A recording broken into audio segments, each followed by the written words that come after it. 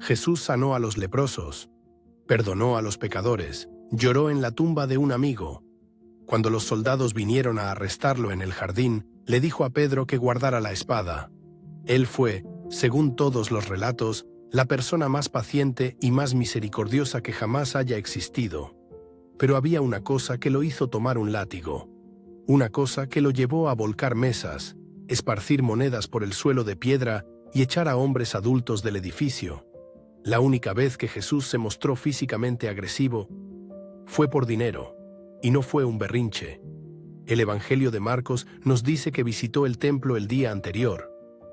Miró a su alrededor, no dijo nada, se fue a casa, y luego regresó. Esta es la historia de por qué. Esto es lo que sucedió. Mateo capítulo 21, versículos 12 y 13. Jesús entró en el templo y echó fuera a todos los que vendían y compraban allí. Volcó las mesas de los cambistas y los bancos de los que vendían palomas. Está escrito, les dijo, mi casa será llamada casa de oración, pero ustedes la han convertido en una cueva de ladrones. Ahora, la mayoría de la gente escucha esto y se imagina un pequeño mercado. Un par de tipos con una mesa plegable vendiendo palomas. Eso no era lo que estaba pasando, era la semana de la Pascua. Jerusalén estaba abarrotada, peregrinos de cada rincón del mundo romano entrando por las puertas, y los atrios del templo se habían convertido en una operación comercial organizada. Cambistas con tasas de cambio fijas, vendedores de animales con precios controlados, todo funcionando a la sombra de la casa de Dios. Pero escucha lo que dijo Jesús. No solo les gritó, citó a dos profetas en una sola oración. Isaías, mi casa será llamada casa de oración para todas las naciones, y Jeremías, una cueva de ladrones. No tomó el insulto más cercano.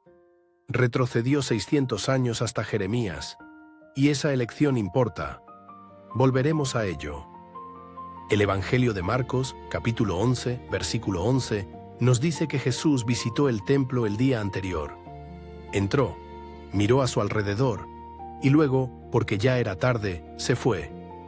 Regresó a Betania con los 12, vio toda la operación, las tasas de cambio, los márgenes de ganancia, las multitudes siendo exprimidas, y no dijo nada. Se fue a casa, durmió sobre ello, y luego regresó. Esto no fue un estallido, fue un hombre que vio algo que le entristeció hasta lo más profundo, se fue a casa y volvió con un plan. El Evangelio de Juan registra un incidente separado, posiblemente años antes, donde Jesús hizo un látigo de cuerdas antes de limpiar el templo. Ya sea que estos sean dos eventos o uno, el patrón es el mismo. Deliberado, no impulsivo. Esa distinción es importante, porque te dice que esto no se trataba de perder el control, se trataba de algo que no podía tolerar. ¿Qué estaba pasando exactamente en el templo que hizo reaccionar a Jesús de esta manera? Sigue el dinero. Si eras un peregrino que llegaba a Jerusalén para la Pascua, llevabas las monedas que tenías. Denarios romanos, dracmas griegas, cobre local. Pero ninguna de esas monedas era aceptada para el impuesto del templo. Tenías que pagar con una moneda específica, el shekel de Tiro. ¿Por qué? Porque era entre 94 y 97% plata pura. El análisis metalúrgico moderno de más de 800 de estas monedas lo ha confirmado. En un mundo lleno de moneda devaluada, el shekel de Tiro era dinero honesto. Pero aquí está la ironía. El shekel de Tiro tenía un dios pagano en el frente. Melkart, la deidad principal de Tiro, y un águila en la parte de atrás, ambas imágenes grabadas bajo la ley judía. Y los rabinos lo aceptaron de todos modos. La Tosefta, que es un comentario rabínico temprano, dice esto: la plata, siempre que se mencione en el Pentateuco, es plata de Tiro. Literalmente equipararon el estándar de Dios para la plata con la moneda de una ciudad pagana. En la práctica, los rabinos lo aceptaron, eligiendo el peso honesto sobre la imagen estampada en ella. La integridad de la plata importaba más que la imagen en la moneda. Ahora, algunos académicos argumentan que los cambistas estaban realizando un servicio necesario, y tal vez lo estaban. Los peregrinos necesitaban convertir sus monedas, pero Jesús no los llamó sirvientes, los llamó ladrones. y citó a un profeta que dijo lo mismo sobre la misma institución 600 años antes. Porque los cambistas te tenían atrapado. No podías adorar sin convertir tu dinero. Ellos fijaban el tipo de cambio. Sin competencia, sin alternativa. Tómalo o déjalo. Pero si lo dejas, no puedes cumplir con tu obligación hacia Dios. Y luego estaban los vendedores de palomas. Las palomas eran la ofrenda de los pobres, lo que traías cuando no podías permitirte un cordero. Levítico lo establece, y estos vendedores aumentaban el precio, sabiendo que las familias más pobres no tenían otra opción. Una viuda contando sus pocas monedas en la mesa del vendedor de palomas, tratando de comprar el sacrificio más barato para que su familia pudiera adorar, y ellos aumentaban el precio. ¿Sabes quién más compró palomas en ese templo? María y José. Lucas capítulo 2 nos dice: cuando presentaron al bebé Jesús, ofrecieron un par de tórtolas. Esa era la ofrenda de la familia pobre. Jesús creció en una familia lo suficientemente pobre como para llevar palomas. Conocía el tipo de personas que estaban en esa mesa, porque su propia madre había sido una de ellas. Y hay una cosa más.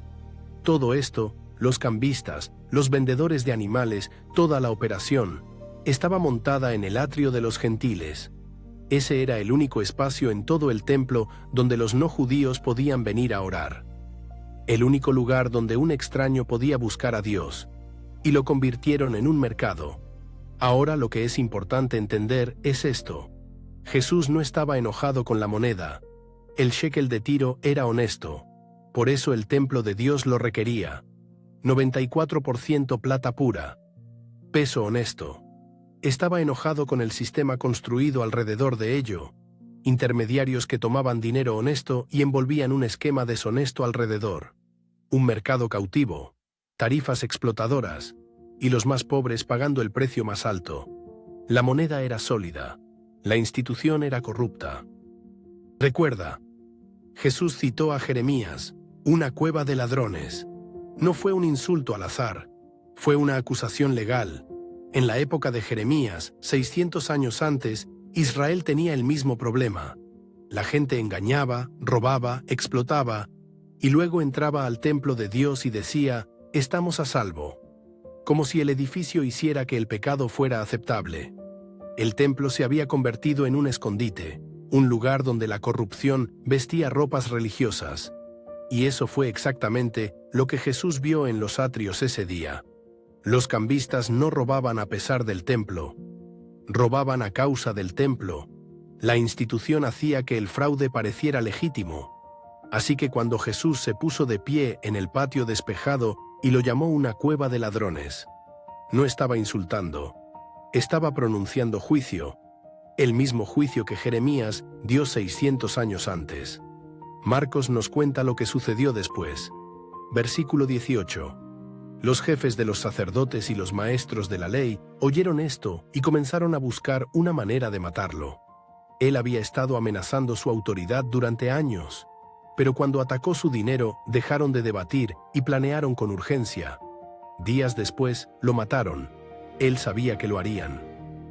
El shekel de Tiro fue elegido porque el peso honesto importaba más que la imagen en la moneda. Similar al peso honesto del shekel y a la oferta limitada del metal, Bitcoin es verificable honestamente con matemáticas, y su suministro es aún más limitado, 21 millones. Nadie puede imprimir más, nadie puede devaluarlo. Cambiar eso requeriría que una red global de nodos acordara algo que los haría a todos más pobres, y en más de 15 años nadie lo ha hecho. Es honesto por diseño.